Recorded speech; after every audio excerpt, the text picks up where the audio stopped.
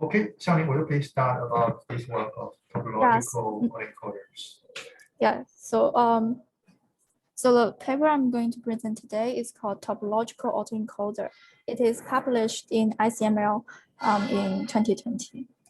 So it's a new paper, rather new paper. All of the authors are from ETH. The first two authors are PhD student, and the third author is a senior assistant. All of them are from the same lab, and they all work. What is senior assistant means? I don't know. He is very experienced to assist other people. I'm not sure because he put the senior assistant in his homepage, so I just copied them. I'm not sure, but he get a mathematical degree from a school in German. But the full professor looks quite young. Maybe that's. I think that's his photo from bachelor when he's bachelor. Yeah. Okay. Yeah. So the problem. Let me check about the background. So the first one is the time series analysis. Yeah, somehow it means that our work requires some fundamental, at least a few mathematical background. Okay, let's look at it. Yeah. So the problem here is, you all know that I'm working on the visualization tool to debug neural network, and one important thing is to do dimension reduction. But when we perform dimension reduction, it may cause information loss. We should try to preserve the structure of data, both local and global. When I mention local structure, that means when we are given a high dimensional data set, and each point would have its k-nearest neighbor. And when we project those data into the low dimension, we hope that for each data, their neighbors can be preserved. But another problem is how to preserve the global structure. And this paper mainly focused on the topological data analysis area, which is the topological features. They try to preserve those features when projecting the data from high dimensional space to low dimension. And later we can get to know more about how to do this. And we need to start from some persistent homology background in order to understand this paper. So first is, the first terminology is called simplicial complex. You may ask, what is simplicial complex? So first, you need to know what is simplex. A simplex is built from points, edges, and triangular faces, and etc. So here we have 4 examples. The 0 simplex is just a single point. And for the 1 simplex, it's 2 vertices connected by 1 edge. And then for the 2 simplexes, you have 3 vertices connected pairwise by 3 edges, and then with 1 face. And for the 3 simplex, you have 4 vertices connected pairwise by an edge, and then joined with 4 faces. And finally, you need to fill in the space in between, so you have a solid tetrahedron. And for this concept can be generalized to higher dimensional simplex, but it's harder to visualize, but the concept is quite simple. And then for the simplicial complex, you just put in a bunch of simplices as one collective unit. For example, here, you may have a lot of different simplices, and they can be separated or connected by vertices, edges, or faces. So here again, we have some example. In the first example, you have 2, 3 simplex, and they can form one simplicial complex. They don't need to be connected or anything. And for the second one, we have 1, 3 simplex and 1, 2 simplex, and joined together by an edge. And then the third one joined together by a face. And the fourth one joined together by one vertex. And here we need to pay attention that the intersect between two simplex need to be like fully connected. So for the fifth example, if you only have two faces close together, but they are not fully connected, then it's not they are not linked together. So below we also have an example of one simplicial complex. Basically, you just put in a lot of simplex together, and it can form one simplicial complex. To the point that so that means if we consider each simplex as a node, a simplicial complex is a set of nodes can connect either by point, edges, and faces. Yeah. And it also is giving your example, the first example with black background, a simplex. So if it is not connected, if two simplexes are not connected at all, that is still considered fine, right? Still be considered as a good complex. Yes, they can be separated. But so since they can be separated, so what is the point? Maybe there is another point you will mention later. So what's the difference between connected complex and the disconnected complex? There's no connected complex. Two of them can be formed as one complex. Two of them can be formed as one. Two separated simplex can be formed as one complex. Yeah, I know that. Yeah. So I'm asking about the difference, maybe the difference between the first and the second diagram, or first and second complex. So the first complex consists of two simplices, two disconnected simplices, and the rest three are consists as two connected simplices, right? So and what is maybe you will mention this later, but I'm just asking what's the difference, or what there's some mathematical properties with the connected and disconnected simplices. Yeah, so that's a good question. So later we will talk about a concept called topological features. And maybe we can talk about this later. And sure. Yeah. So, and then another terminology is called homology. Yeah, and it can have different meanings in different research area. For example, if it is in biology, then it can mean a different thing. But here we only focus on the simplicial complex. And the formal definition is a bit abstract, but here to make it easier to understand, you can see it as counting components or holes or voids. So component is very easy to understand. It's connected component. And for the whole, here, for example, in the first picture, we have 5 points and 5 edges and one hole, right? So the idea of whole is quite simple. And for the second one, it is different from the previous mentioned 3 simplex.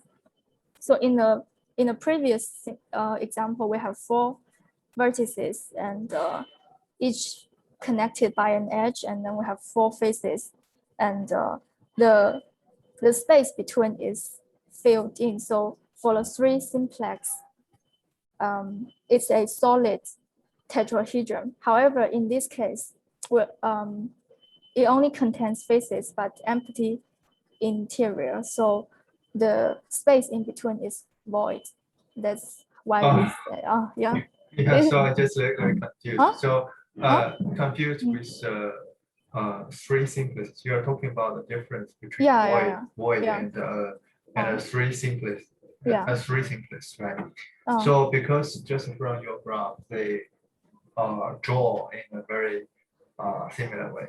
Right. So the difference is in this case the interior is empty, but in the previous case the interior is a solid tetrahedron.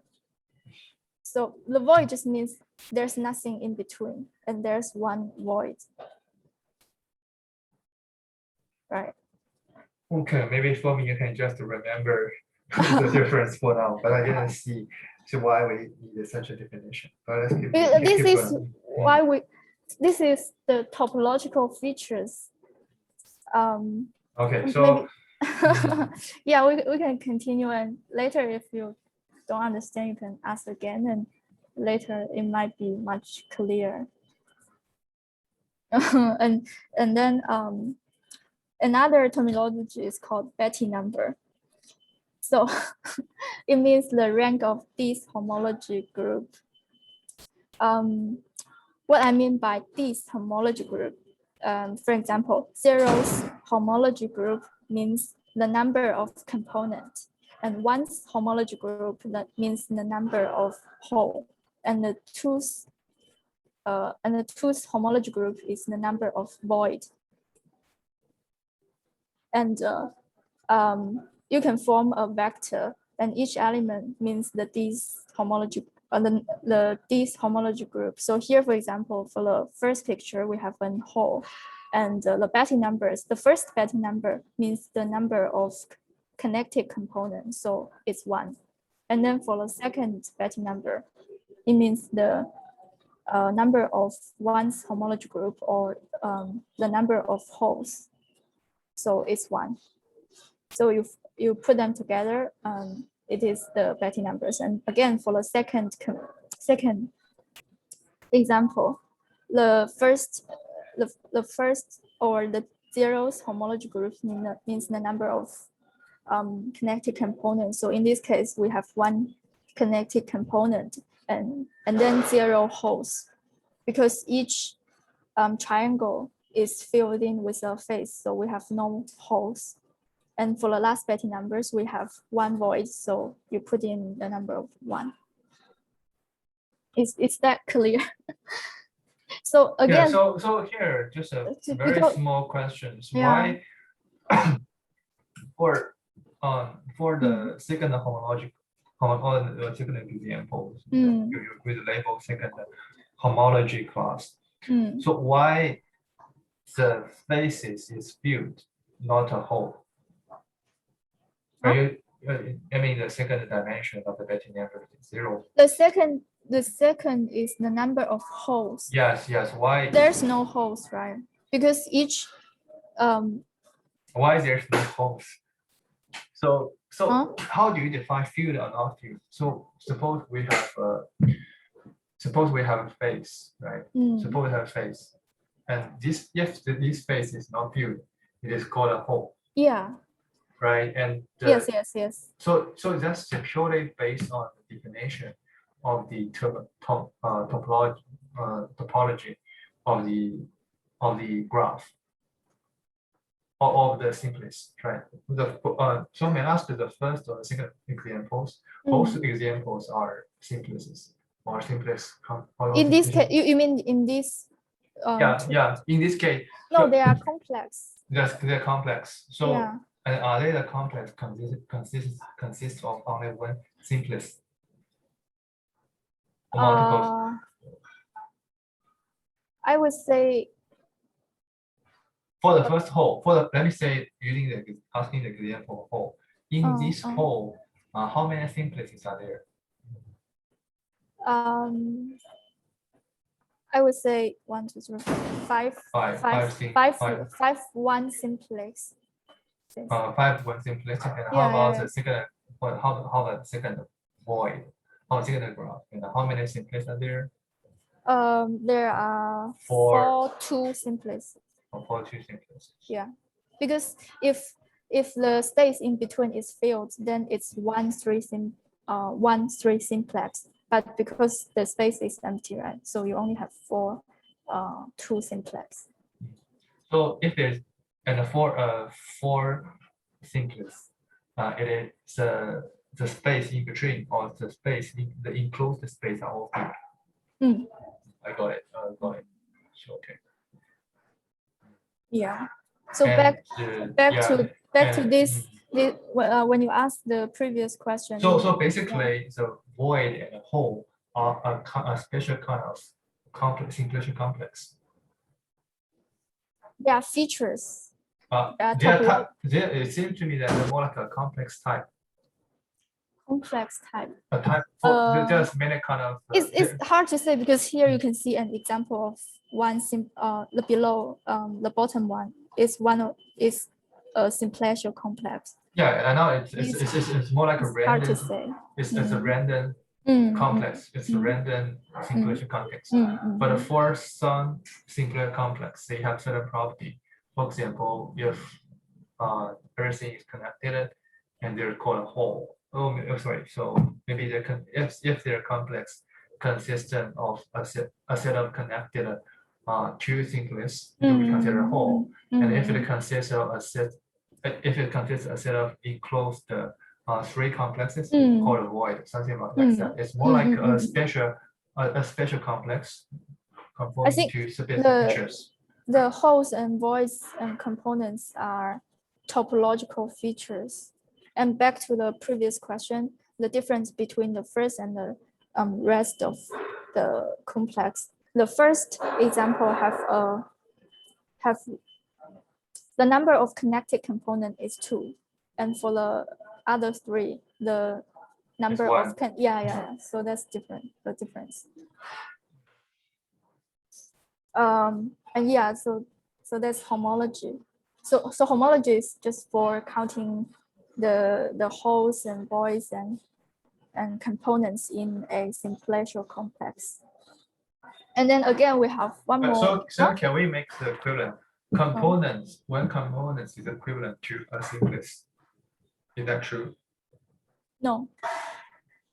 It's not. It's not true. So a component may not be a connected component, right? Connected, just if they are linked together, then it's one component. But you can. I got it. Yeah. So components means a set of connected simplest. Yeah. And a host means that once they are connected, they are closure, more like singular closure. Host is more like a closure two simplest, and a void is like a closure three simplest. Maybe. More like maybe you can understand in such a way. Yeah. And then for the last terminology, maybe last, it's called persistent homology. And the definition is it is an algebraic method for discerning topological features of data. When here the topological features, we have already talked about them. It's just the number of connected components, holes and voids. And for the data, it means a set of discrete data with a distance metric. So it doesn't matter what kind of distance metric it is, but you need to have a metric to measure the distance between every 2 points. And then we can start from an example. So from the left picture, we have a set of points, and you can observe that there's like a ring, right? The points lies on a ring. But one problem is how to detect this feature, right? How to describe this feature? More like how to detect. How do you know there's this feature? There's a ring. Like, how do you know? It's hard to say, right? And then one way is to first you can choose a distance d or a radius r, which is d divided by 2, and then you draw a ball with radius r around each point. And then if two balls intersect with each other, you can put in an edge between those 2 points. And then after that, you can further fill in the faces and something like that. And then you can form. Will you please be more specific on filling the faces? There are a lot of rules when. And here, for example, in the third line, we said fill in complete simplices to obtain the Victorious Rips complex. So it is one way to build a complex we would talk about yeah, I still have another question. What is complete? What is the definition of complete synthesis? That just means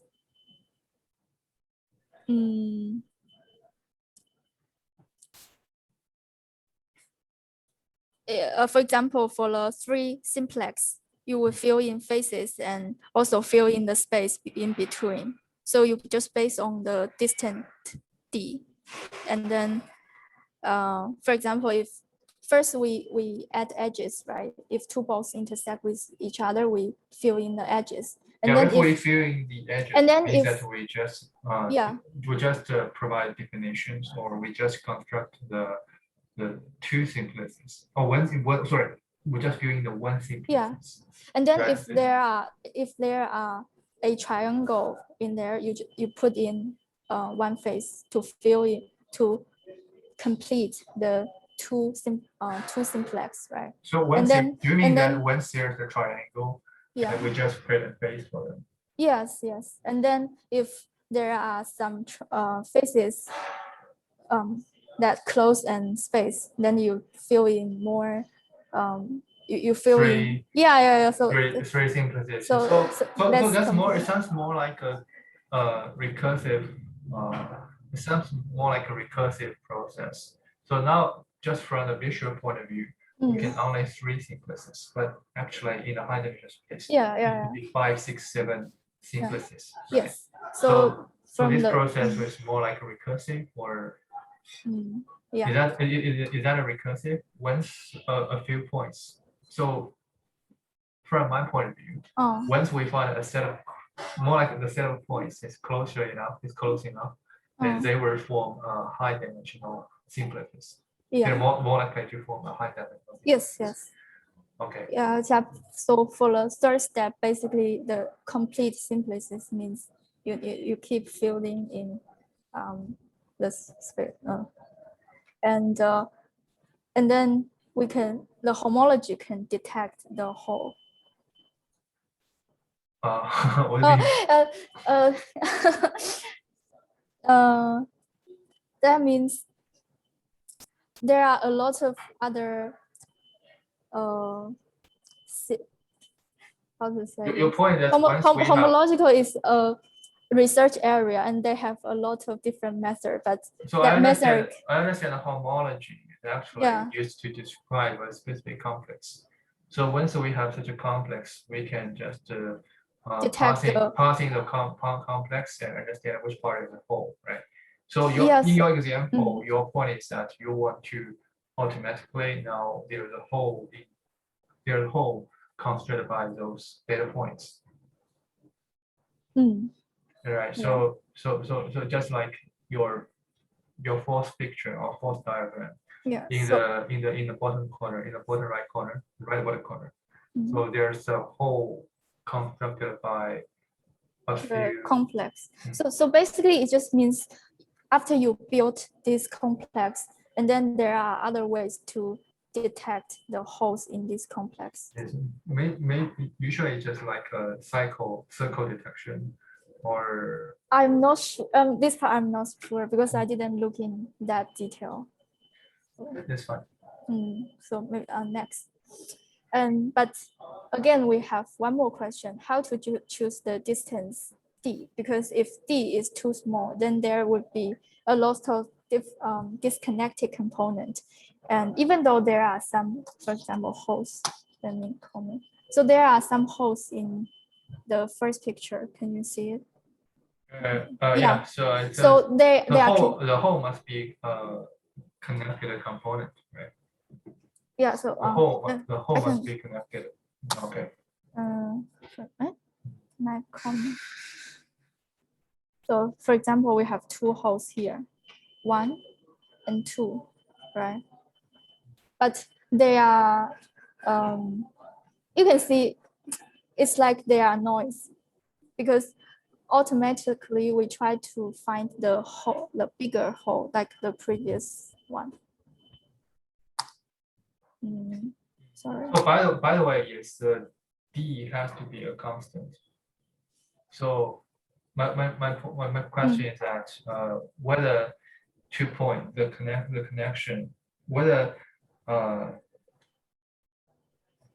Oh, I see your question. maybe Because it's each very, so each the D is actually a threshold.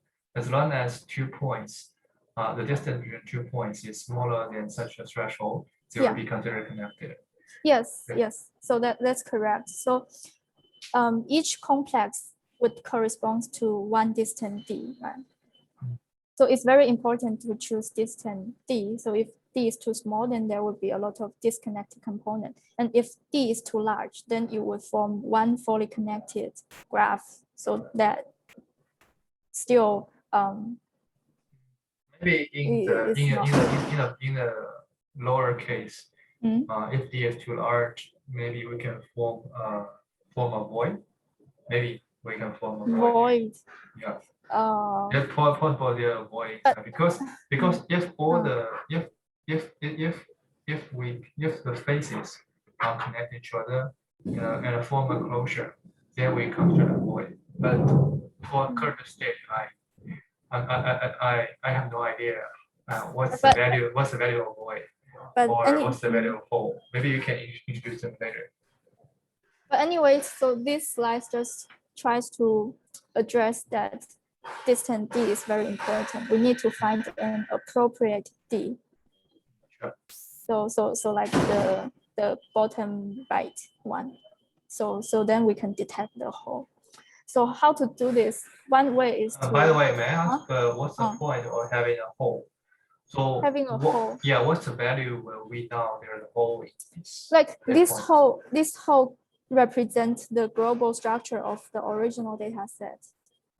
Global structure. Because we don't only look at the local area for each point. We look at the whole data set and we found out, oh, those data set might form a ring or a hole, right? Yeah, so different threshold will make the global structure different, right? But yeah, but here we just try to find the global structure. So for example, if in high dimensional space, we can detect a hole, and then when we project those data into Yeah, low dimension, the low dimension is supposed to be a hole as well. Yeah, yes. And then I have a question. Oh yeah. So on the previous slide, how do you decide whether a face surface is filled or not? Sorry, can you repeat? How do you decide whether a surface is filled or not? Whether So what? Let me repeat your question. So it was quite easy for us to form two sequences. places. Let's make a 2-point sequence. So maybe it will be an edge or yeah, an edge. An edge. But then how do we construct edges into faces? Also, for example, here, if you find a triangle, you just put in a face. Yeah. So maybe if when the edges are fully connected, then you fill it. Then it becomes a surface. Otherwise, it's a hole. Yeah. Okay.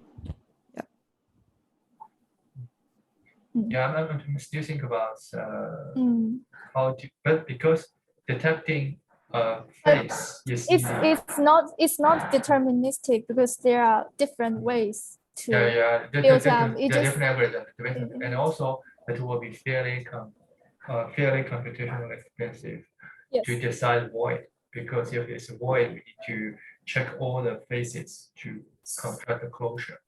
Yeah, so in practice, I think all of the research, not all of them, but many of them only look into the edges and points. They just stop in the edges. They don't look into higher dimension simplex like faces, because it's too computationally expensive. Okay, and also it is not that clear what the benefits. If we know there's a void or there's three simplexes here. But of course, the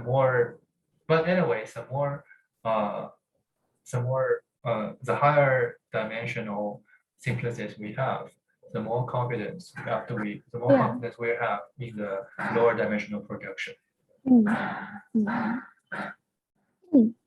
So in practice, it's very hard to say how to choose distance D. And one widely used method is to consider all distance D. So you can start from D equals to 0, and you slowly increase D.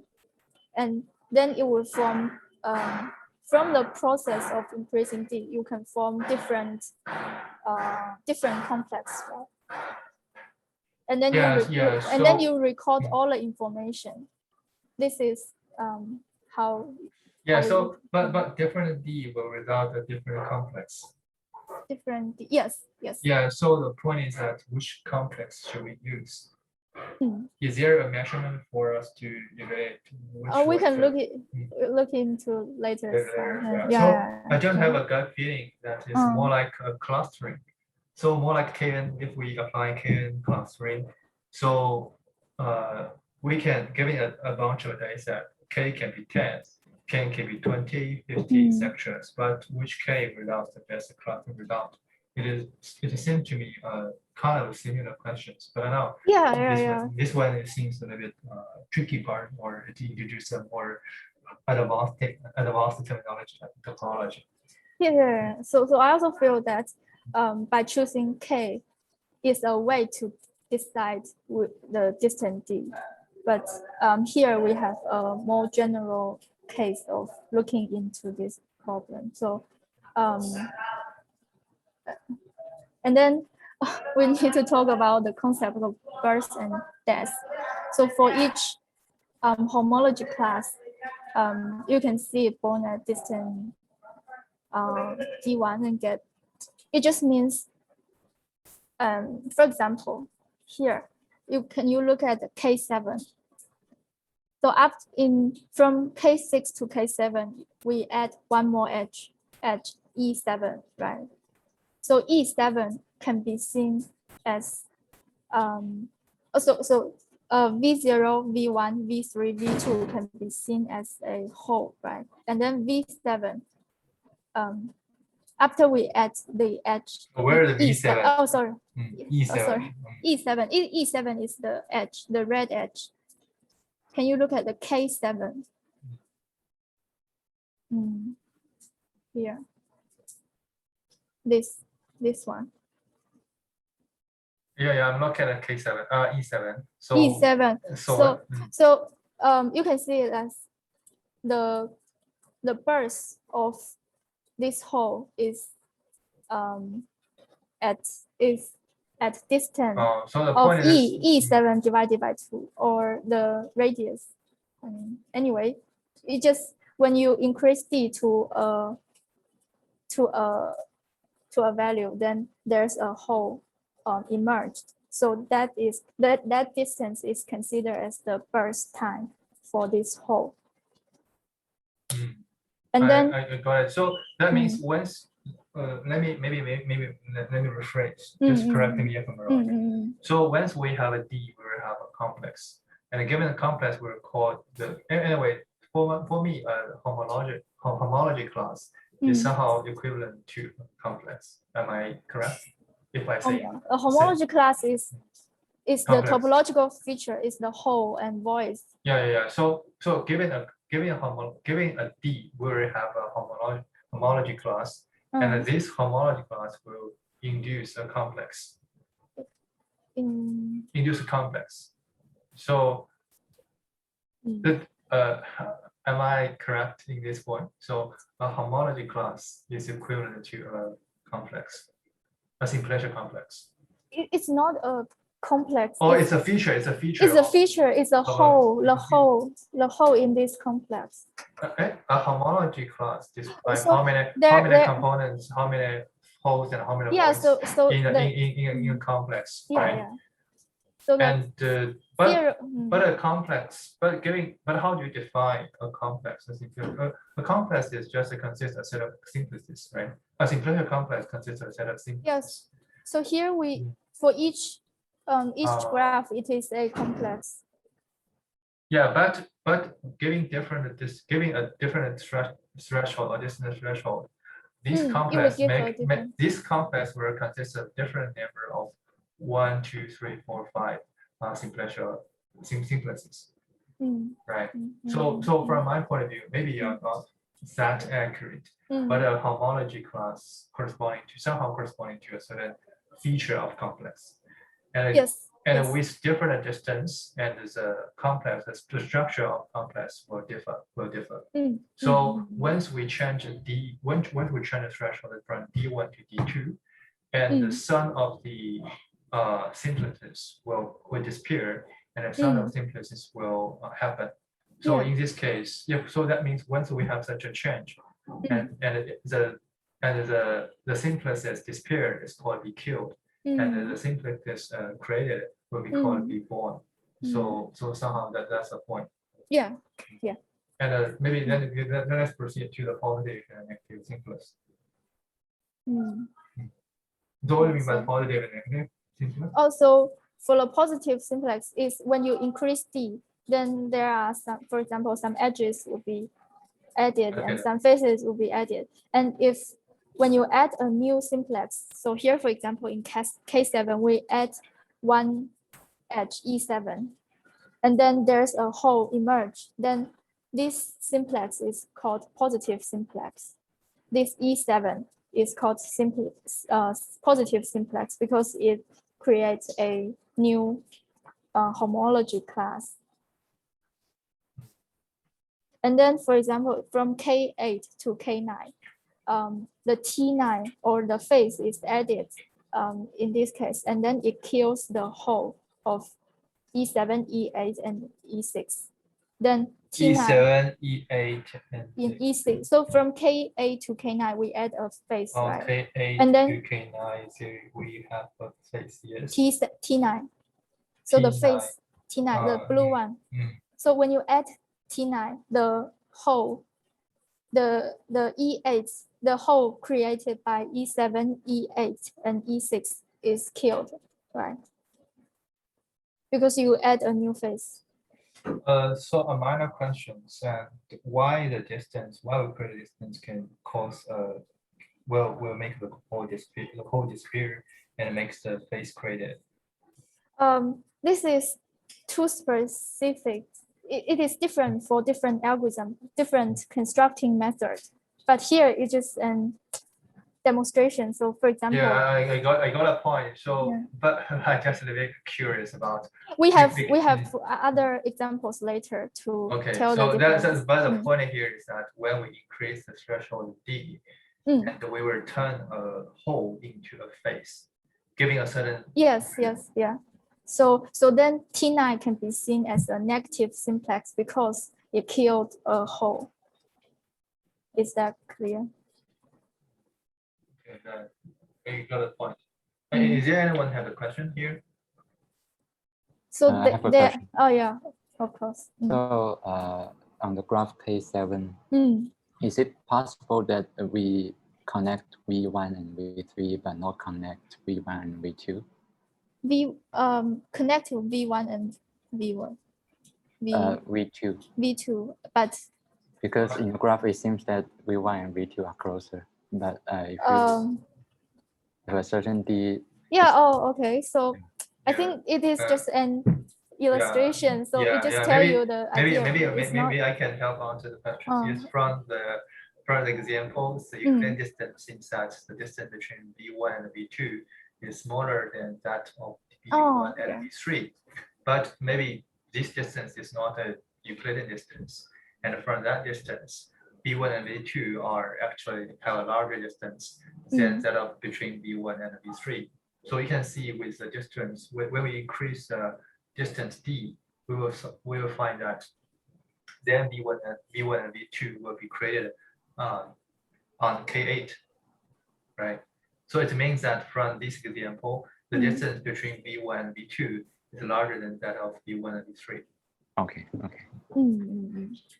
And then the last terminology is called pairing. So for each homology class or each, like for example, each hole or each void, we can use a pairing to as an index, like the birth from the birth to death, the distance D1, which is the birth of this homology class, to the death D2. Yeah, so I think that's so quite it's more, clear. So it's more like a lifespan to for a homology class to keep its form. Yeah, right? yeah. But it's the pairing. Why it's called a pairing? It's more like a duration, right? Or the Pair, because range, you pair. There's a pair here, the pair of distance.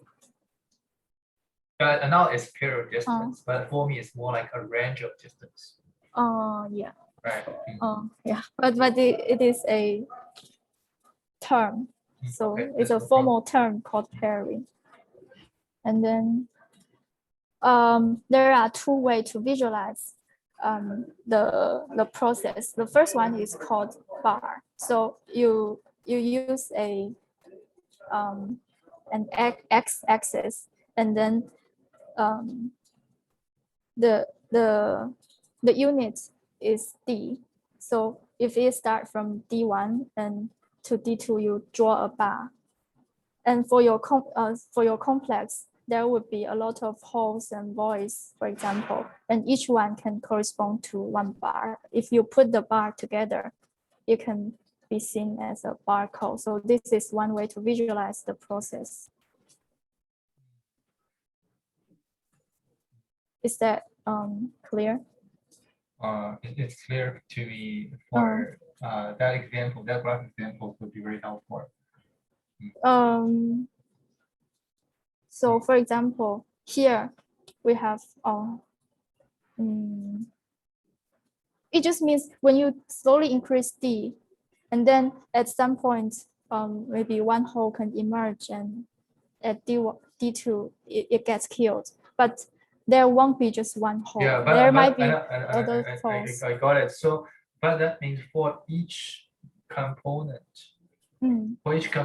there have a lifespan, right? It will have a lifespan, and that lifespan is called a bar, and we can visualize the bar as barcode. Barcode means that you put them together in the like the bottom one. Can you see the barcode? You just put them together. I saw that. It's more like it's more like a visualize the lifespan of different components. And then remember we talked about some noise. So the noise would usually have shorter bar, and the longer part is the one we are looking for. So that's why we call it a persistent homology, because the longer one, like it persists for a longer time. That's how I see this. That's how I interpreted this term.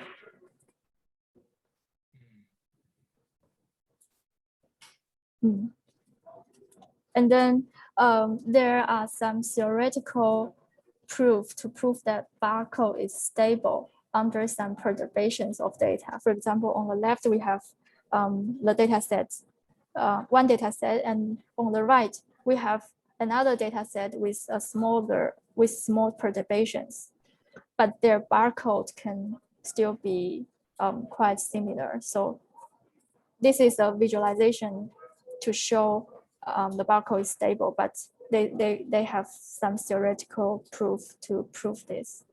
So may I ask from the point of the persistent homology? So those we just need to care about some the longer. Yeah, I would just need to care about the structure or the topological structure with longer bar, right? So and then the shorter bar to make sense. Yeah, that quite makes sense. And this is one visualization way. And another way is called persistent diagram. Remember from the previous slide, we have for each complex, or for the complex, we have a lot of pairs correspond to different topological features, and then we can put it in one persistent diagram. So the x-axis means the D of birth, and y-axis means the D of death. And and then you can put the pairs in this diagram, and this is called persistent diagram. Sorry, so the x-axis is for the First, first. yeah, and y first. means the time it gets killed. So for each point, it corresponds to one topological features, and then you can put it in the. But here, each diagram would correspond to one. How to say, to one homology class. So that means for the zeros homology class, which is the number of kinetic component, we would have one persistent diagram. And then it means that if a complex, because each component corresponds to a point in the graph, in the graph D, right? So each component here. Yes, more, and every point must be above the diagonal line, right? Each point must be above the diagonal line. And the more it is away from the line, and the better. Or the more stable it is. Oh, yeah. So again, so for each persistent diagram, it will only corresponds to one. So this is more like a short line. This is unstable. Noisy, yeah. Yeah, this more unstable or noisy component. Yeah. And this one is supposed to be a stable one. So we will put such a complex into a persistent homology. Yeah, I think that's correct. And again, the stability of persistent diagrams is quite important. And the way or to quantitatively measure the distance between two persistent diagram is called bottleneck distance. So here, for example, maybe the white one correspond to one persistent diagram, and the black one correspond to another complex, and then we put them together. The bottleneck distance is just it's too let me. So first we can introduce what is the L infinity norm. It just means the max between the max distance between x and y. So that just means, for example, the distance, the x distance and y distance, and we choose the max. Right. So sorry. So can I ask the difference? What's the point between white and black point? The y might corresponds to one complex, and the black one corresponds to another complex. And we try to measure the difference between their persistent diagram. And in your diagrams, each white point corresponding one black point. Yeah. And why they were formed? Because here we try to say if small perturbations exist in the data, and we might get different persistent diagram, but they should still be similar. That's the point. Just like the barcode, because we talk about there might be some small perturbations, but the barcode should look similar. Here again for the persistent diagram. So the persistent diagram is not only persistent to the choose of distance threshold, but also means that it should be persistent to some small perturbation of the whole data set. Yeah, so this is quite important. If you so this persistency is in two folds. One for the change of the distance, and the second is the change of the perturbation of data set. I don't think so. The persistent. This is to prove the stability of persistent diagram. To what? So the persistent means that some features should be maintained, given the change of something. So I'm asking that a change of what? The persistent of change of is someone the feature is persistent to the change of what? Change and now there have two kinds of change. the first change is about the change of the branch threshold. So distance threshold. So just you're saying that if the distance change, some complex can be born and some complex can be, some component can be born and some component can be killed, right? Yeah, so and we want to keep some component in the homology that it will not be so easily killed and easily born or something like that. And another point is that given this full data set, and when we perturbate some small number of the date, and we still want the homology class to be the same, right? So it seems to me that there's two kinds of change: the change of the distance threshold and the change of the data set. And which change are we talking about? Or we change, and we do talk about change of both. I think here we only talk about the small perturbations. Okay. Yeah. So the bottleneck distance just means so for each there's a bijection between one persistent diagram to another persistent diagram, and we find the max difference between x and y by this L infinity. Yeah, but the assumption that each point can have its counterpart in another homology, right? So let me rephrase. The white point belongs to one homology, and the black means another homology. And again, so we are showing two homologies on what means the coordinate diagram. So it's called the persistent diagram.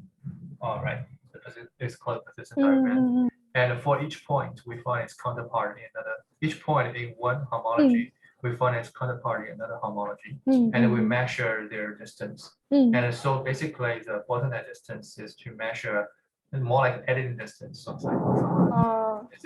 But it's not that accurate. So and how much one homology is different from the other. Yeah. So that's the rationale.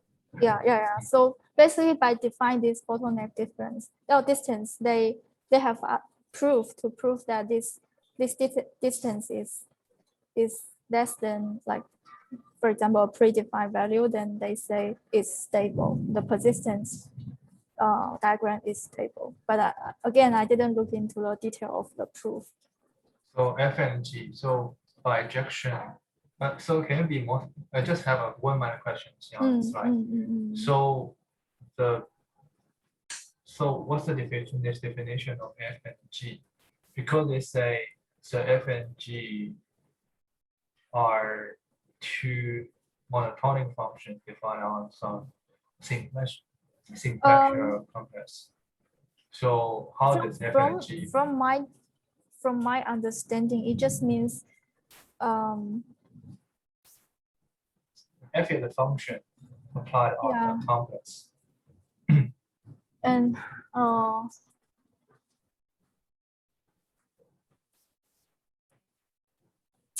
I think I didn't think that much. I just feel if I understand the point. So the point is that is if the data change a little bit, and the homology will not change that much. So that's the overall idea here.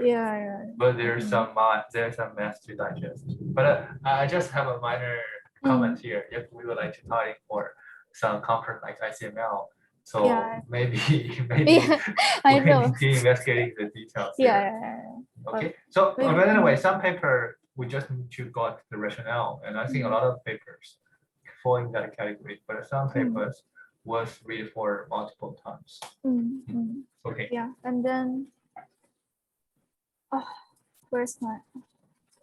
Oh, okay. Next, and another terminology, filtration. It just means the sequence of simplicial complex with inclusion map. So remember that we start from d equals to 0, and then slowly increase the d. And then each time we increase d. Oh. Each time we increase the D, we would add some more, for example, edges and faces into the complex.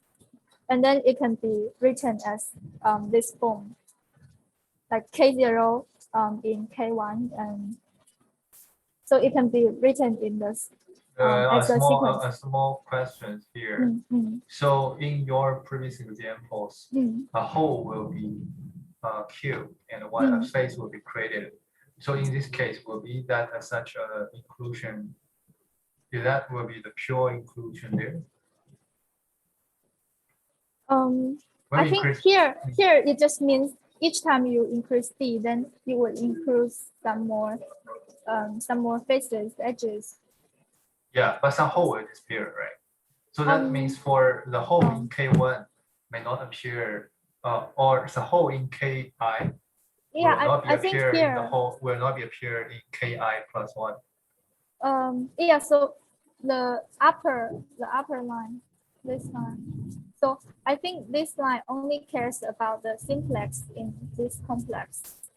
And then this line means the homology group, the homology group from D, from like, for example, D equals to 0 to D equals to a large number. I think this is just a terminology on how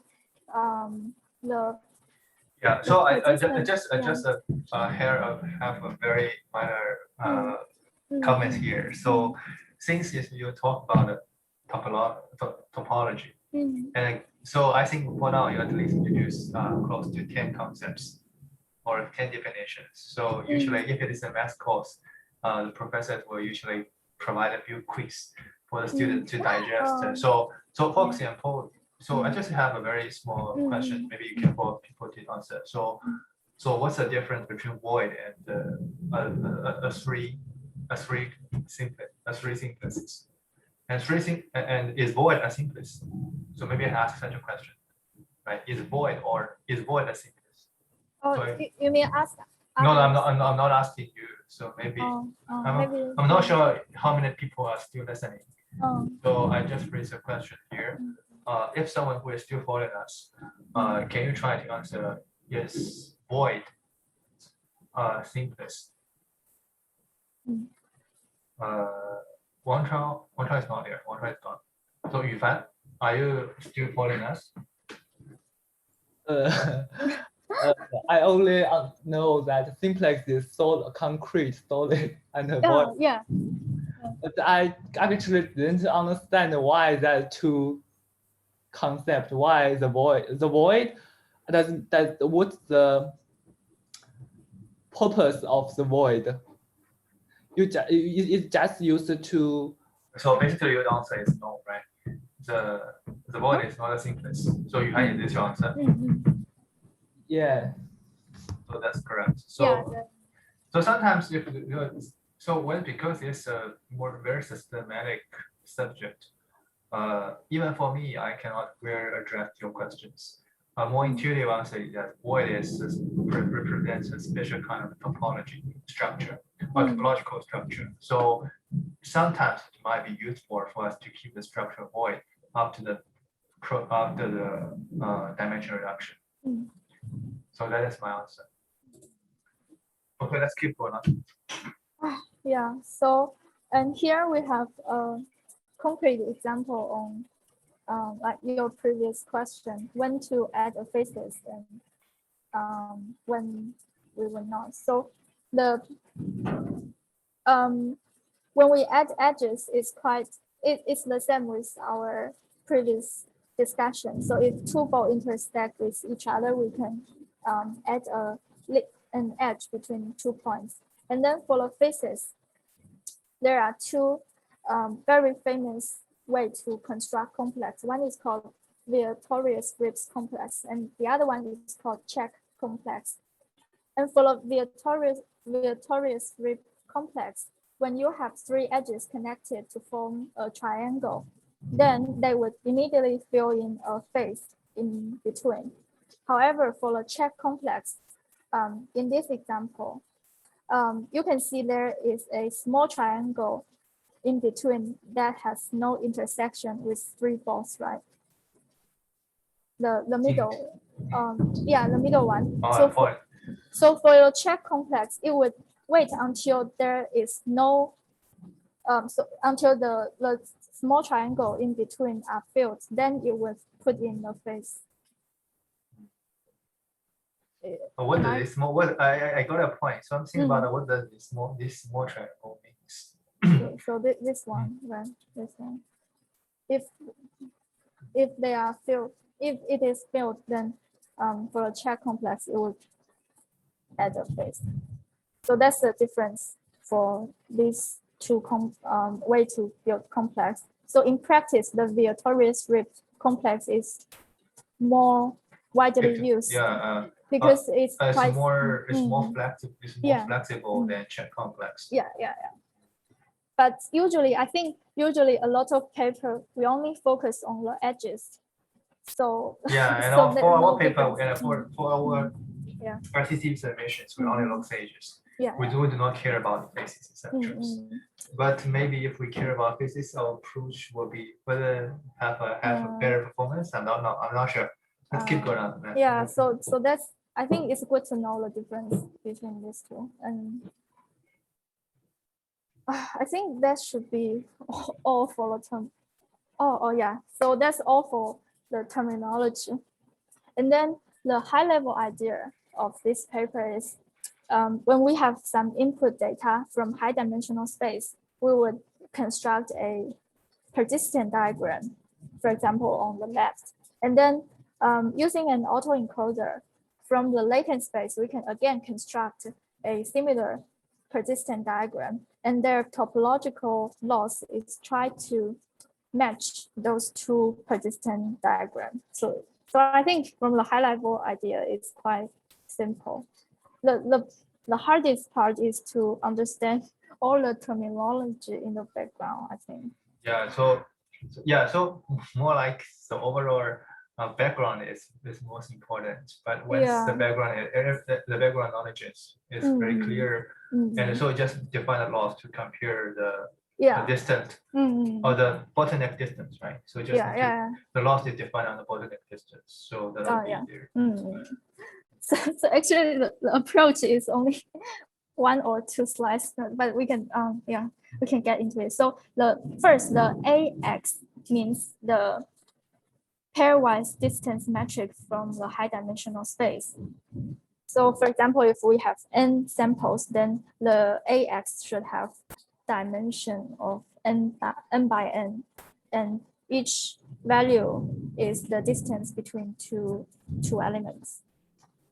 And then the pi X means here you mean that A is the adjacency matrix of the whole diagram. Adjacency. Yeah. Adjacency diagram. Because the input should be a set of data points and one distance metric. So they use this distance metric to calculate the pairwise in distance. their approach, are they using Euclidean distance or some manifold distance? I think it's Euclidean distance. And for the pi X, here we need to mention that in their paper, they only consider the 0 dimension persistent diagram, which means they only care about the edges. Yeah, because space is too expensive. So here the pi X is a set of pairs.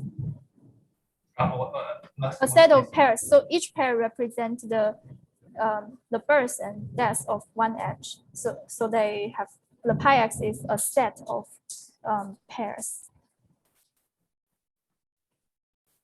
For example, if we care about 50 edges, then the pi X would have 50 pairs. So they supposed to select. So like it's like index. So they select edges and then when they use AX, pi X, that means they select the distance of those pairs. Do you get the idea? From my understanding, for example, when they have the adjacency matrix or they have the diagrams, And for each age, right? For each age, there is supposed to be a period or the pairing.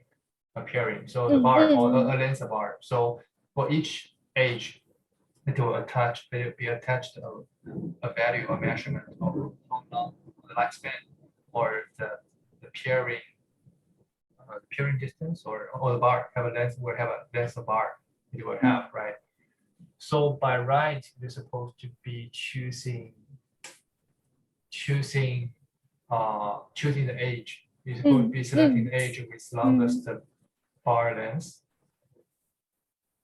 And then they use dx to represent those distance, right? And so there's supposed to be a threshold, right? Yeah. They said they choose a threshold that when the complex is stable. But they just just to be curious how they selected. For example, suppose the age, one age is between maybe T0, it's D0 to D1, right? Another age you still have a very long lifespan, the D3 to D4, and some age will be in between, and then be maybe D2, D5, something like this. And how do they select the age? Yeah, I'm also curious about this question, but I don't think they make it clear in the paper. So maybe later I can check their code and see how they do it. But basically, the idea here is they select some edges, right?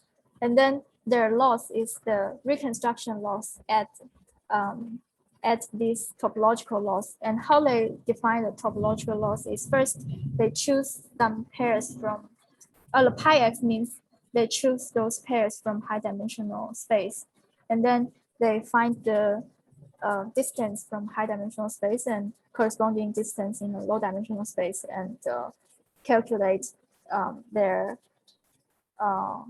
L2 distance. And then again, to make it symmetric, they split it into two parts. The first part is from high dimensional space to low dimension, and the second part is from low dimensional space to high dimension. So yeah, that's it. Very simple. But their distance was very different, right? So it means that I would say it's relative distance. For example, they might use the exponential way to make it. My point here. So the point is that if we do the reductions, so the point is that so this is low dimension, right? This is low dimension. Which one? The one. Low dimension. So the difference here is the pi x is the pairing from high dimensional space, the persistent diagram from high dimensional space. And then pi z means they go from the low dimensional persistent diagram and they choose some pairs. And how could they choose some pairs? Because the pairs have been chosen here, right? The pair should be chosen here. So I think they make it. But the low dimensional space it does not qualify to choosing the ages, right? So you can only conform to the selection in high dimensional vectors, right? Because we would like to reflect the topology high dimensional space. The low dimensional space doesn't need to be selected. But theoretically, even though they choose pairs from low dimension, then those distance should have similar distance to. Yeah, I just have a bit confusion about the symmetry part. But yeah. Now let me digest for 1 minute about this case. So when we have a high dimensional space there, we compare the distance, and it's supposed to be relative distance, as you mentioned. Relative distance. And if the pair have low dimensional space, and why is it supposed to be symmetry? It's hard for me to imagine here.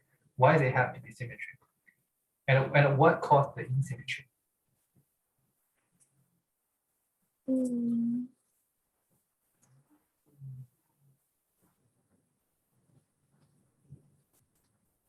I don't think I can answer this question. Maybe you I'm can not just- so sure. Maybe not you sure. can take a note on these questions, Yeah, and then we can Why? we can have discussions on Yeah. our Wednesday individual meetings. And If maybe, so, I if there's, maybe, please. oh, please. So maybe if someone else is very interested on this Mm. point, you can also join our Wednesday meeting. I'm just trying to say that maybe I can run the code and get more details because the paper is quite from high level. So, and yeah, so that's their topological loss. And let's spend a section to talk about the gradient calculation. So they calculate the derivative of this loss function with respect to all the parameters in the encoder, and show that first it's differentiable, and second one is the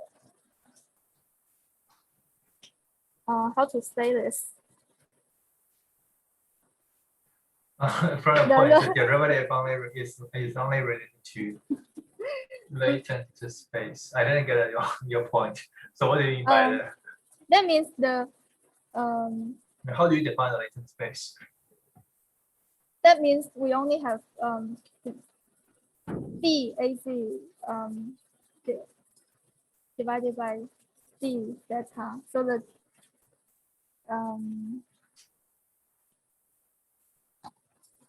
Yeah, that maybe means the distance, the derivative of the distance with respect from high dimensional space with respect to theta would vanish because it didn't relate it to the high dimensional distance. So we only have here the result. We only have the distance in low dimensional space. This part. That makes sense. I didn't get it. So you just So that means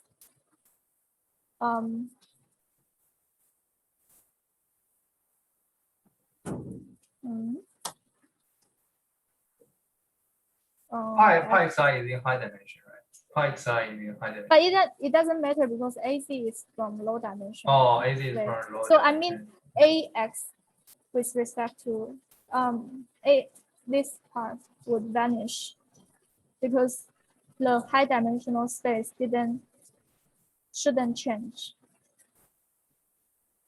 X. So can you be more specific why AX, the metric of AX will disappear? Oh, so does it mean because AX, pi x only depends on your data, so it does Yeah. not depend on the model parameters. So that's why if you take derivative, then only left with the second. Yeah. Oh, great. That's great. That's great. Yeah, correct. And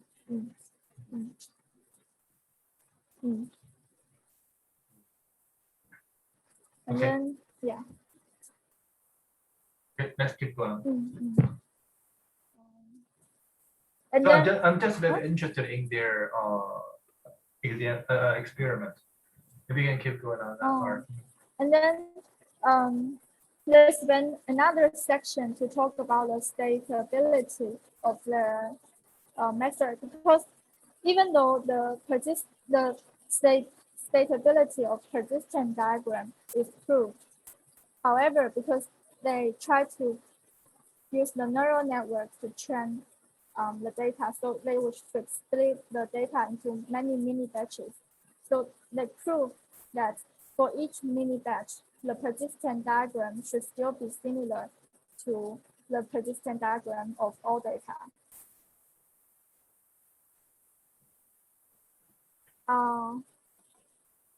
So But by so right, that- our proof should still have this kind of proof. Right? Our proof should still have this kind of proof, because we're still using mini batch to train such a network. So they just use theoretical, very detailed theoretical proof to prove that it's okay to use mini batch. Okay. And then So maybe we can discuss more details here. So just what I mentioned, the question, you can just take notes that why and how this asymmetry between the high to low and the low to high distance is there. And their loss function, the loss function is defined on, am I correct that the loss function is defined on the bottleneck distance of two homology of two homology graph? Is that correct or not? I don't think so, Okay, because they just select some edges and then get their distance and try to minimize the difference between those distances. I think the bottleneck distance is used here for the theoretical proof for the stability, because first they right. may, yeah. So the persistence, so their main contribution lies in they provide a way to select the most important edges in the high dimensional topology, right? And all the mathematical proof, because even though I didn't show them here today, but they have a very long appendix on those proofs. Yeah, so it seems the ICML work is no easy job. Let's keep this in mind to see how long can we achieve this level. Yeah, and for the experiment part, first they use three very well-known data sets, the mean, special means, pattern, and they also construct a synthetic data set. It means I find it very weird why they construct this data set, but the overall idea is they construct 10 high-dimensional 100 sphere living in a 101-dimensional space. And sorry, so let me I have it on 10 high-dimensional. So that just means for example, they create a large sphere, and then inside those sphere they have 10 different sphere, right? 10, but all of them are 100 dimension, and they live in a 101-dimensional space.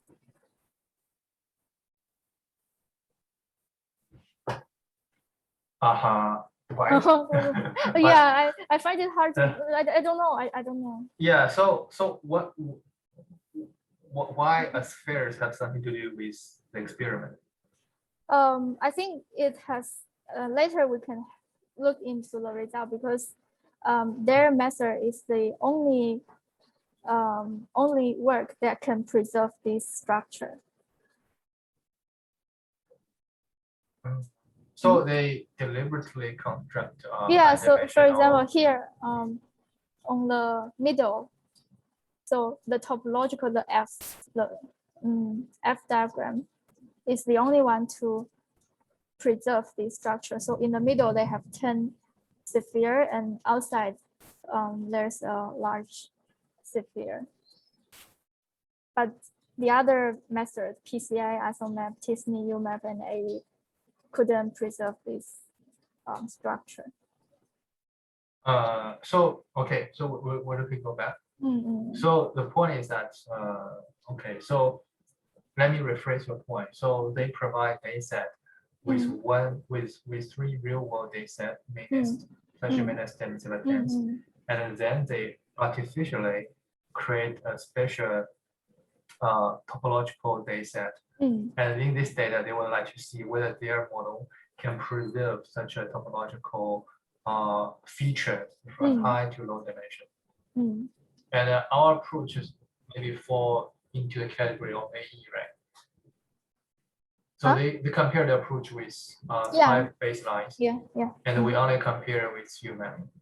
And yeah, so I think the chance for our submissions to get accepted is slim, but definitely let's get some feedback from the reviewers and maybe we can follow their work. So at least we should still need to work on PCAs, T-SNEs, etc. Maybe deep view as well. But anyways, there's some difference between, because we would like to, our approach focuses on the decision boundary, and they are working on. But anyway, their point is still useful for training our own model. So for the evaluation part, the first one is qualitatively measured. So they just use human eye to look into the low dimensional visualizations and see which one works better. And the second and third one is quantitatively measurement. So for the dimension, there are two parts. The first part is mostly like the projection measurement, and the second one is the inverse measurement. The third one is quite easy to understand. It's just reconstruction loss. You calculate the MSE between the original high dimensional data and the reconstruction data. And for the second one, first, the root mean square error between distance metric. That means for the high dimensional space, they calculate the distance metric, and the low dimensional space, they also calculate the distance metric, and they get the root mean square error between two distance metric. And the second one, the mean relative rank error, just means instead of calculating the distance or the difference between two distance, they calculate the rank difference. What do you mean by rank difference? That means you first sort the distance and then compare the rank difference. So they do not consider the neighborhood features. No, the third one, the trustworthiness, L-trust measure the neighborhood. We talked about the trustworthiness measurement before, so it just means for each data, from high dimensional space, you can calculate the k nearest neighbor between them, and in a low dimensional space, again, it finds its k nearest neighbor and see if it preserves this feature. Yeah, I didn't get the formula. I didn't get the formula, TK formula. TK is the trustworthiness for TK is for trustworthiness. So this part I can listen. So this part is just the normalization. So you don't need to. You make it between 0 and 1, and then this part is, it means you go through points one by one, and then for each point, J means it finds its k nearest neighbor, right? And then this part means the ranking of the. For example, K means how many nearest neighbor you try to find, and within this k nearest neighbor, this should be the rank in for example, in low dimensional space. And I think from high level idea is, if, for example, k equals to 5, then we only look at in the 5 nearest neighbor, and from the low dimensional space, if this nearest neighbor is still within the top 5, then it should be equal to 0. And if it's outside of 5, for example, it becomes 10, then the value should be 10 minus 5.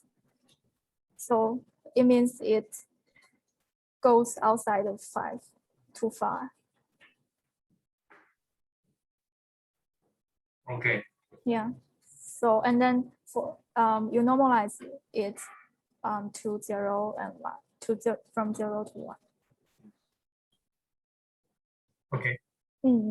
So the trustworthiness and the continuity is similar, but one is from high dimensional space to low dimension, and the other one is from low dimension to high dimension.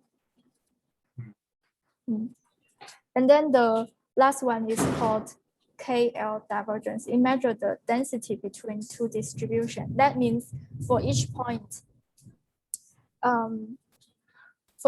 it calculates the density. They define a density function, and then for each point, it has one density value.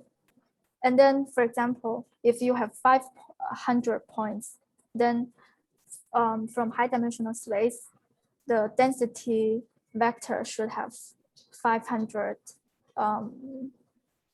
dimension. And again, in a low dimensional space, you can get one density vector, and you compute the tail divergence between them.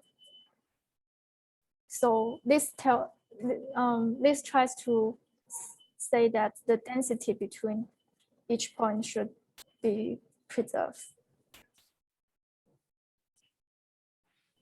I'm thinking about whether we need to do the same in our next submission, right? So whatever their technique is, whatever the technique is, so somehow we still need to whether the neighbor preserving properties, which is the so anyway, we're using the neighbor preserving. We're just using the 0.3 and 0.4, right?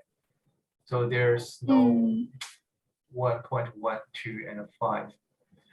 So yeah, maybe let's look at the data. Let's look at data and just see what's going on.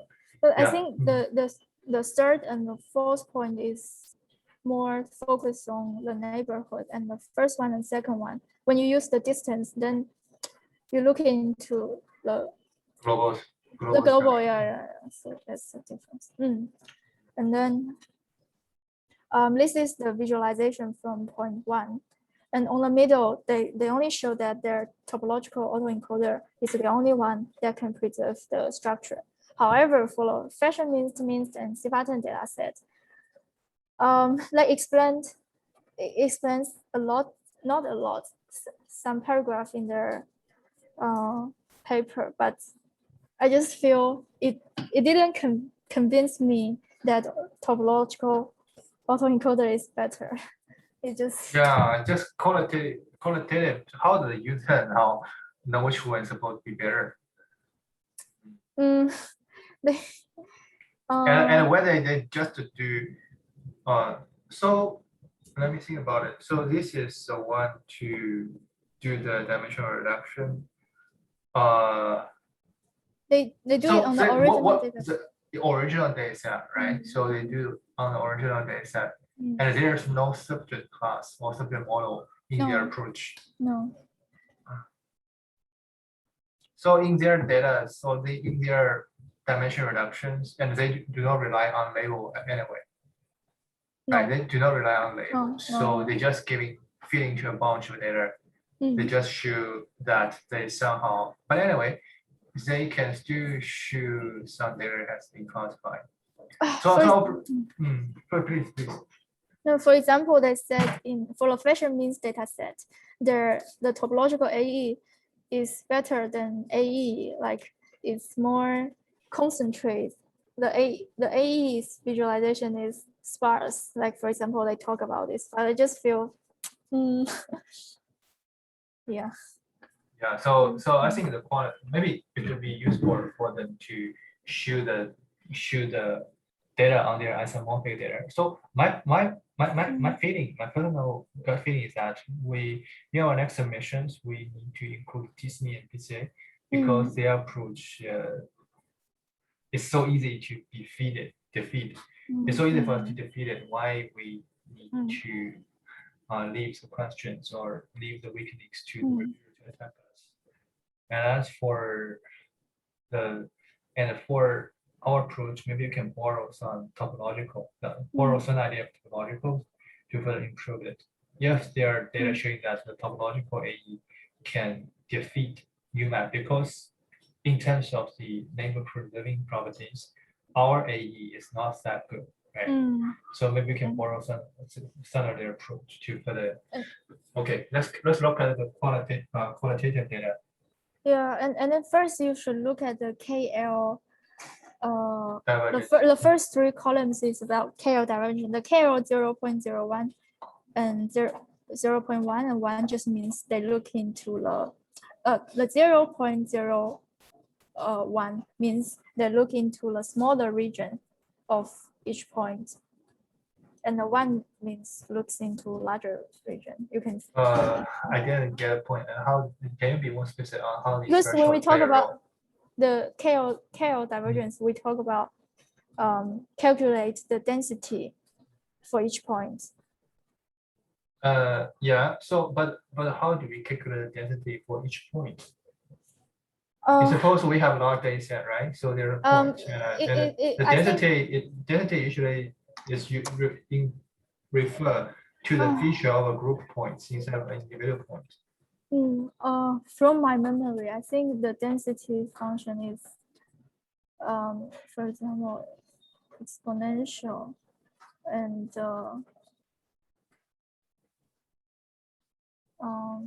below we have sigma. Whether it have square or not, I don't remember. And then the distance, for example,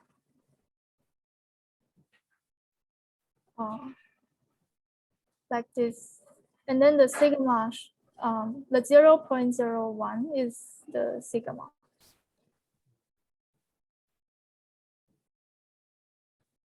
Let's keep going on. We can digest more details. We can digest more details maybe on the Wednesday meeting.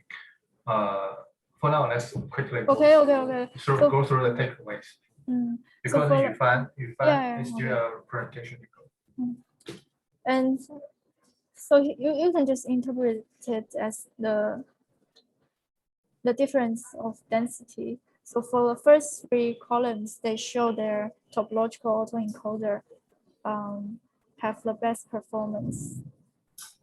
So the highlight one is the best one.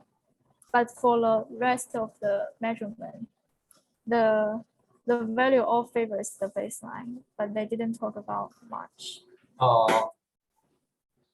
It means that they didn't beat the baseline. And they got published. Interesting. So yeah.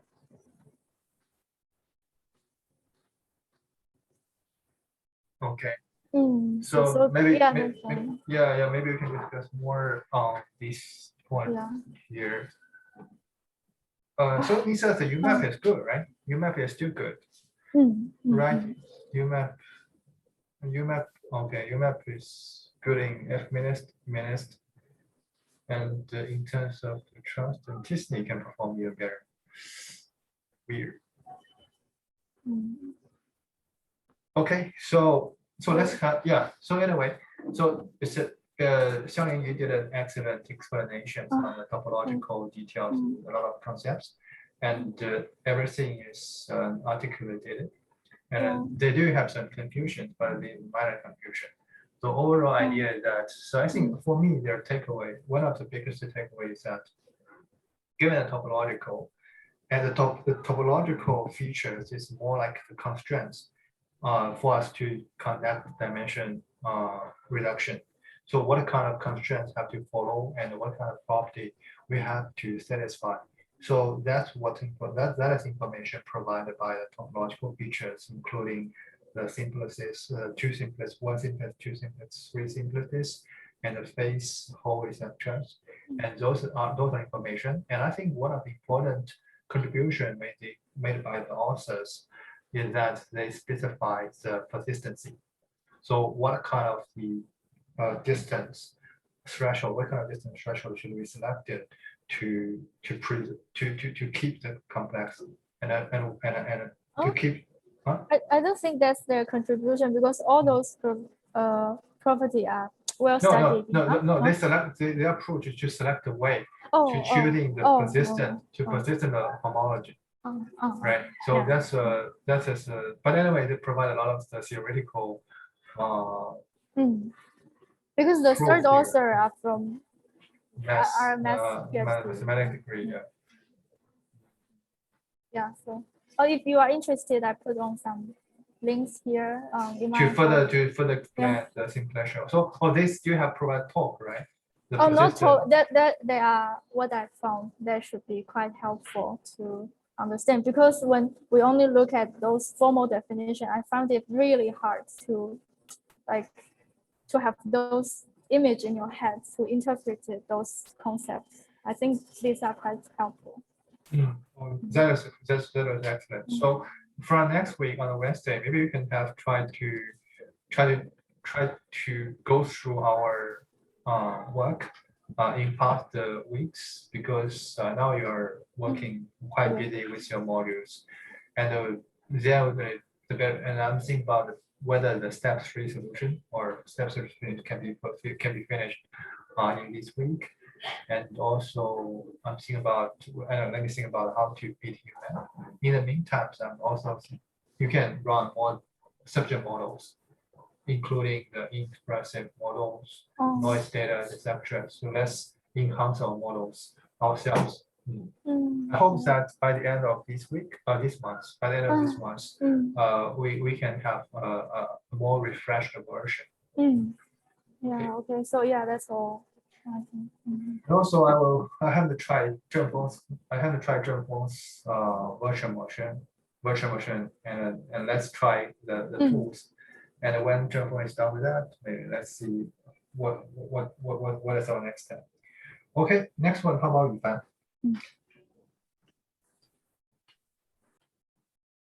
Okay, let me share my screen.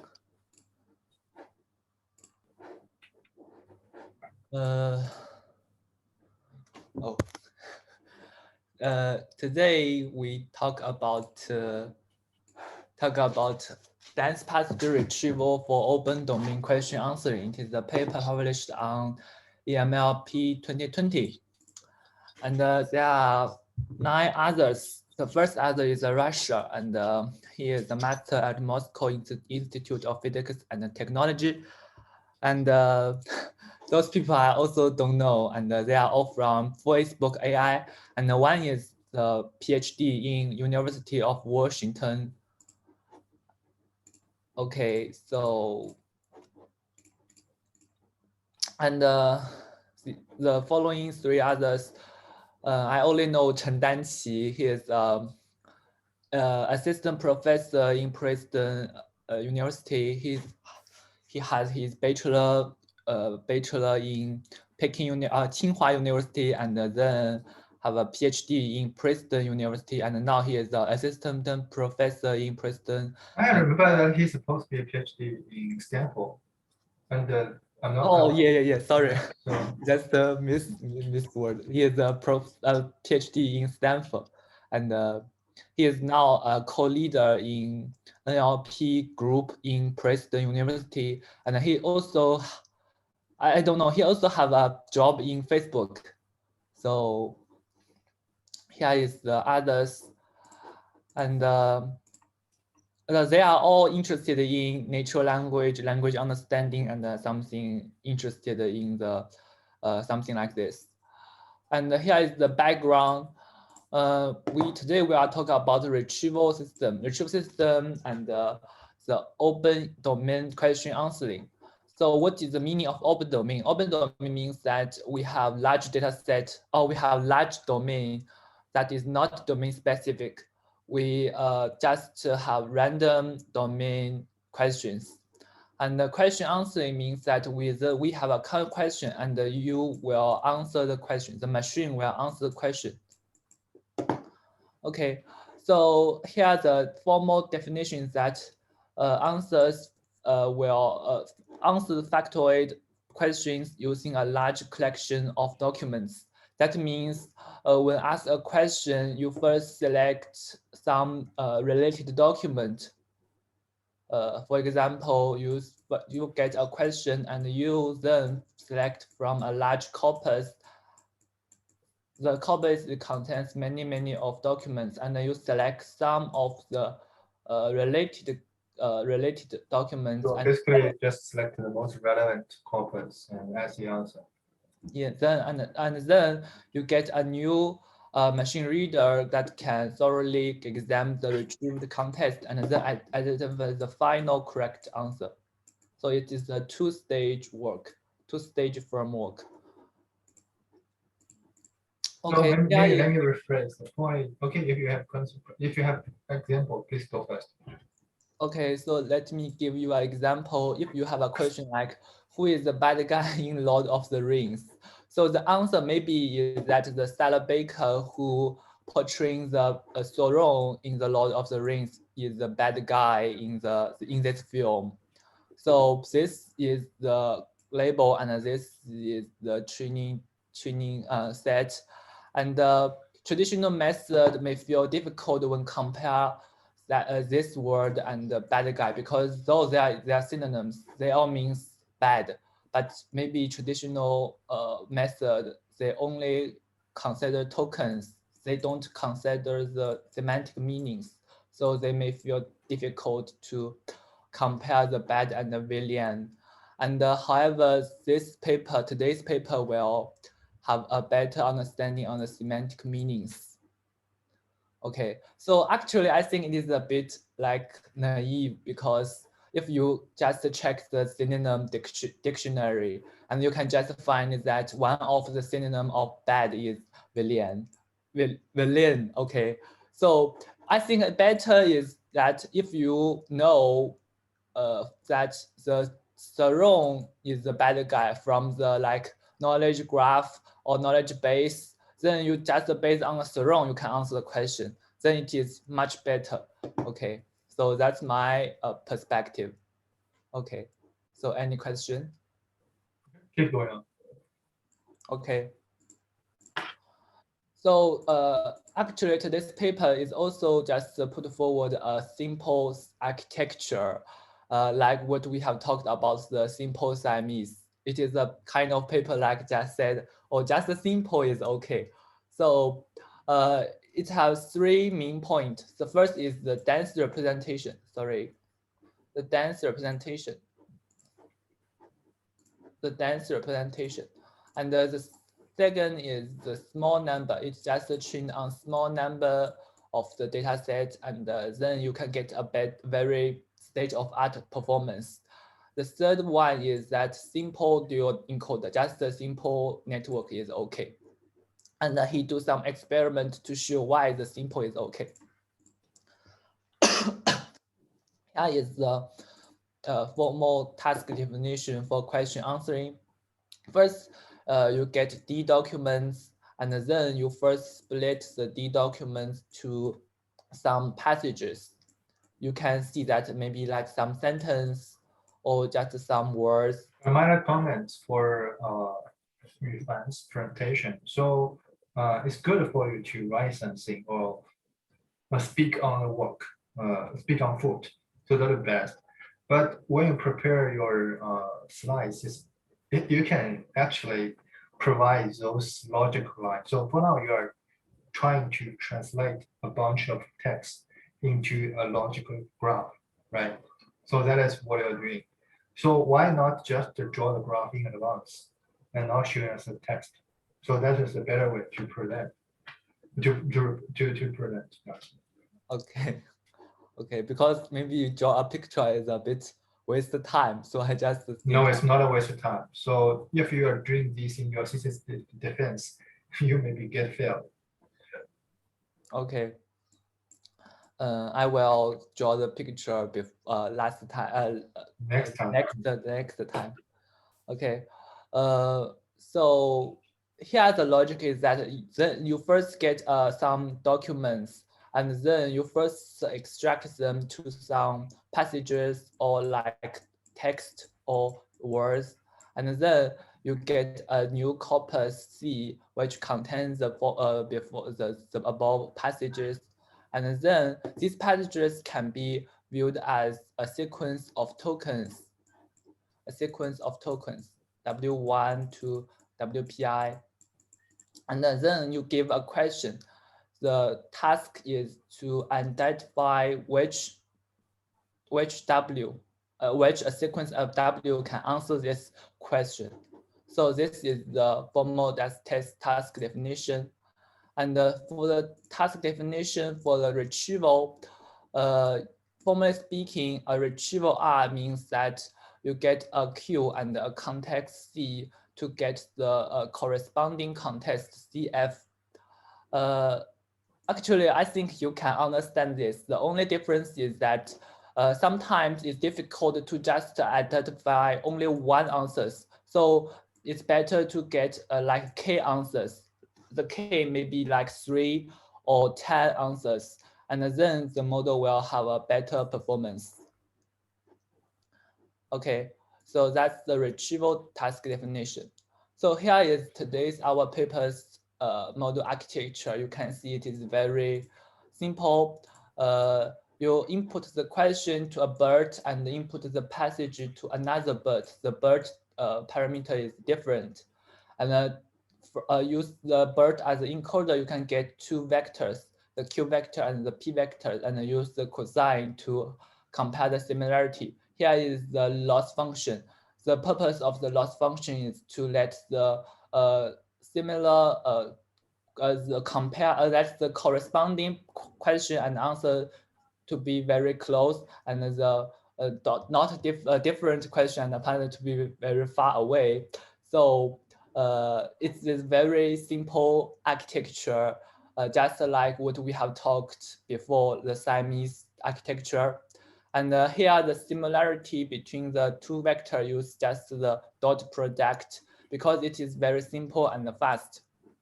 And for the Q vector, it uses the CLS. Just remember we have talked to the BERT. The CLS just represents the whole sentence meaning.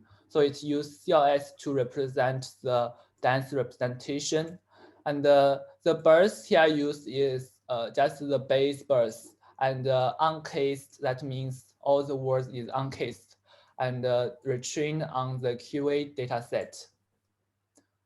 Okay, so any question for this simple model architecture?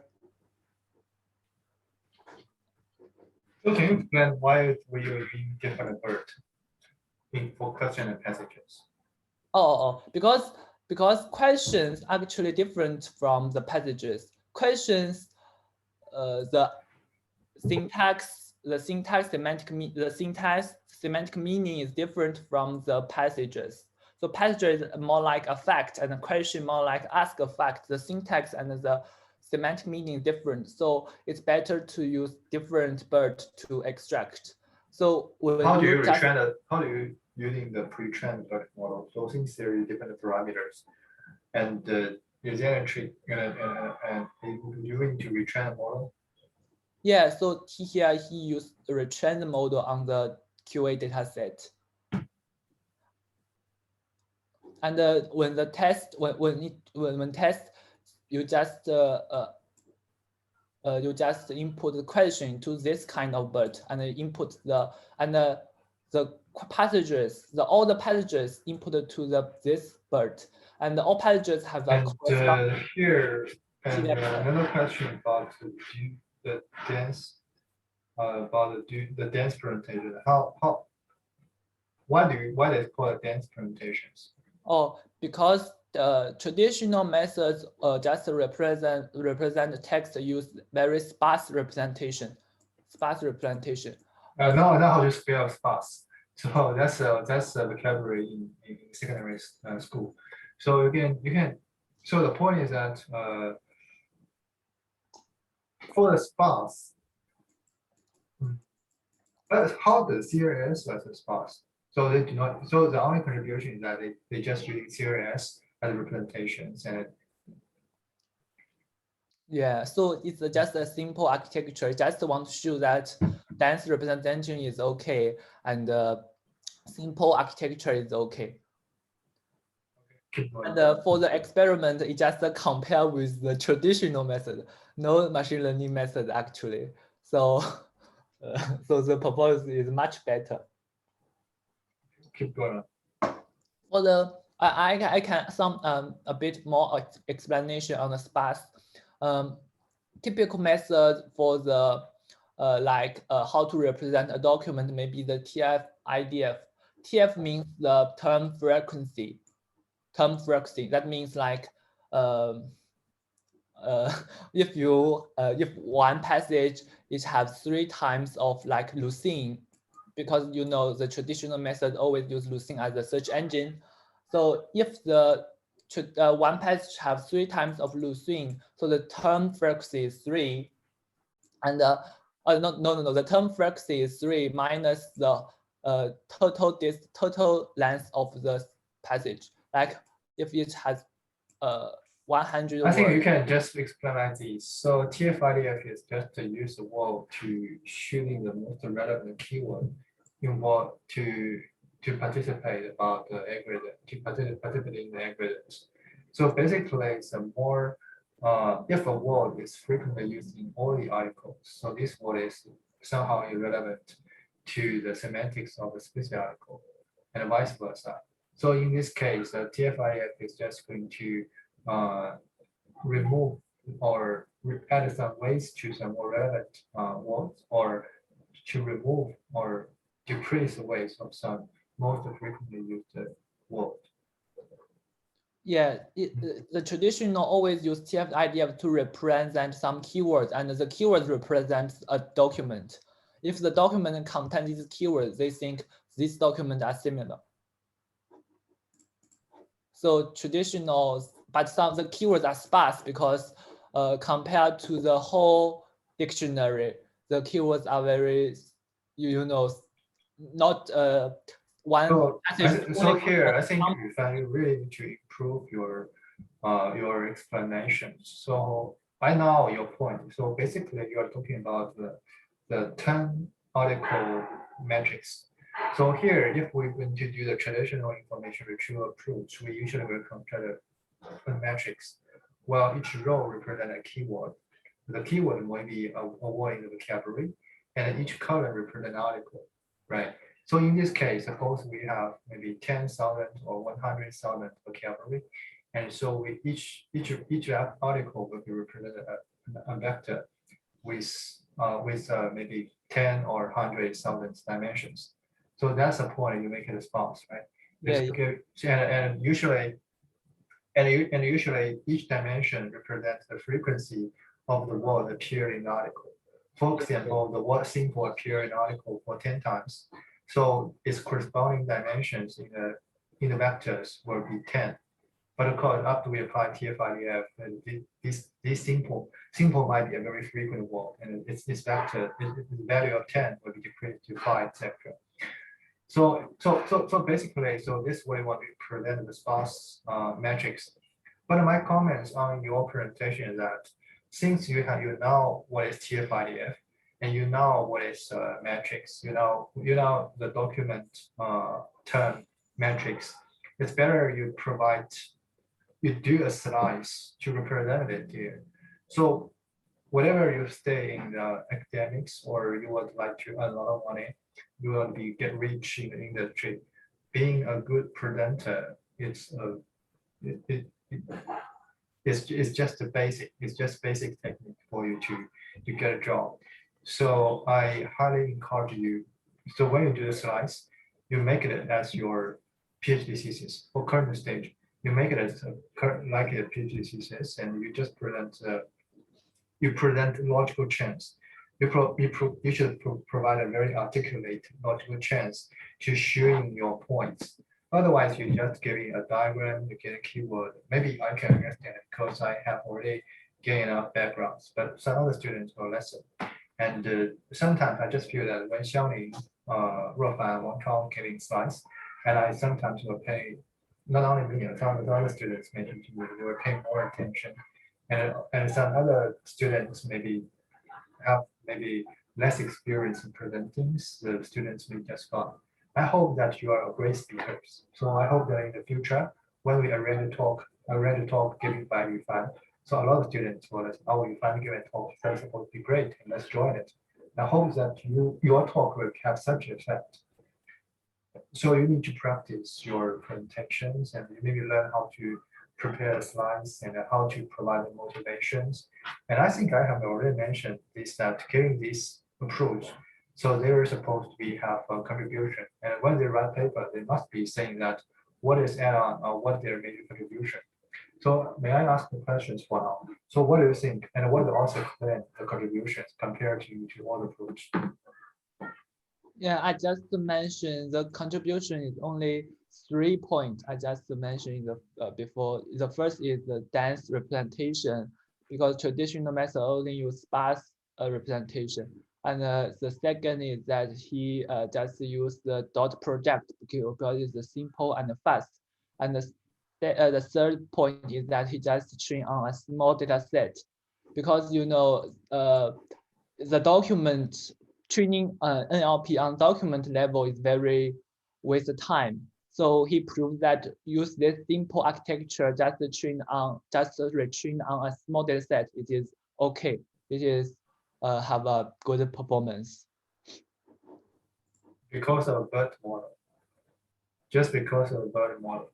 Okay, maybe you can keep going on, but in the future, I suggest I highly expect that you can pay more attention to prepare the slides, and do not, if you want to draw a graph, you just usually we using annotations to propose questions or highlight what we are talking about if the graph is really complex, and not just giving a sentence. You just write a graph for that. So given that you have already using the format of slides, you can just draw a graph yourself, and that will be helpful.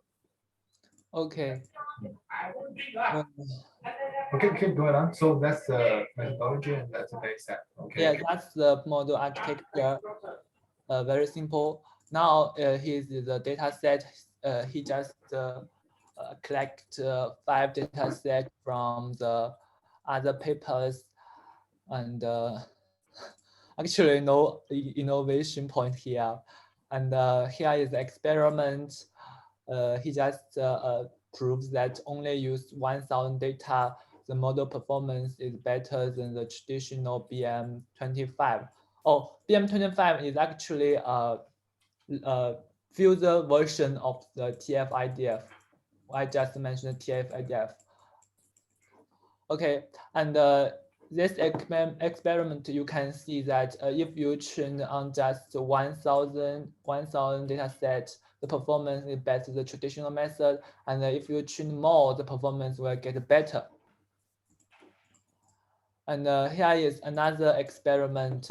It shows that it just compare with the traditional BM25 method, and it shows that it have a better performance on each data set. Sometimes actually it's a bit unfair because he just combined 2 models. Yeah, you can see that in this data set, actually the DPR the only DPR model is not good, not better than the BM25, and he said that because the this SQUAD data set has many similar token in the question and the passages. Because I have mentioned that I give you the example. The question here is how do they combine? So anyway, so when you have a queries, BM25 will give a result, and then DPR will give a result. How they combine it? Hello, sorry, I just pardon, please. So I'm asking, there's a combination, the proofs combination, there's a combination between proofs of BM25 and the DPR, right? Yeah. Yeah. So given the queries, and the BM25 will give a result, and DPR will give another result, right? So how do they combine? How do they combine result? Because you can only report to the top 20. Yeah, he just a simple combine. He used a equation I write here. He just combines the similarity function. That means he used a lambda, a parameter, to just add the 2 similarity. How do this select the lambda? He is 1.1. He just used this parameter. So very naive. We just added the 2 similar. Okay, so I think EMNLP is not that a difficult conference. I think it's good for you to start with. Okay, keep going on. Okay. Also, I just mentioned that why BM25 is good in this data set, because this data set, the question answering have many similar words. So you can see that the traditional method will have a better performance on Like if the question has the said which bad others in the films, and if the answers also has the bad this word, the performance, the traditional model have a better performance. Okay. Okay, so this is a takeaway. I think this paper just shows that compared to the traditional method, because machine learning methods use more data, and so it's the performance will be better. And actually, that's all. Okay. No other. Yeah, this is a very this will be a very simple. It will be actually a very simple approach, just like Dr. Hong mentioned. But you still need to think about it and how, and this will be our baseline, right? So this was published in last year. So just as you mentioned, let's talk more about on our next Wednesday meeting. Prepare the data. You need to prepare data and train a model to see how the baseline work. Yeah, you also need to check about the EMNLP deadlines. We need to well prepare it and think about the paper writings. Of course, we did it highly depends on how much we can achieve. Okay. Okay. So thanks everyone to join the meetings. And thanks Xianglin provided very articulate results, and thanks Yufan to give the presentations. But while you find the presentation preparations, you can provide graph, add more of your own thoughts. So that will be helpful for discussion. Sometimes for the group meetings, if we just do the papers, just read the papers, that's just not enough. It's better for us to have our own subjective opinions so that we have discussed. If our discussion is very insightful, it sometimes can derive a new idea. So that is the purpose of a group discussion. Okay, thanks everyone for joining the meeting.